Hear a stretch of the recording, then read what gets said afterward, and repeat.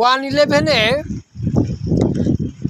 Caretaker সরকার ছিলেন ফখরুল এবং তার পাশে ছিলেন সেনাপ্রধান মঈনুদ্দিন।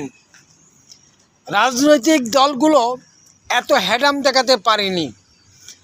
এখন অন্তর্বর্তী সরকার আছে, ডক্টর ইউনূস স্যার, তার পাশে আছে সেনাপ্রধান ওয়াকারুজ্জামান। অথচ ডক্টর ইউনূস স্যার সেনাপ্রধানের নিকট থেকে সাপোর্ট পাচ্ছে না। কারণ কি? মঈনুদ্দিন আর বর্তমান সেনাপ্রধান তারা দুইজনই এক প্ল্যাটফর্মে। ফখরুল ছিল শেখ হাসিনার দালাল এবং বর্তমান সেনাপ্রধান তিনি হলেন শেখ হাসিনার দালাল।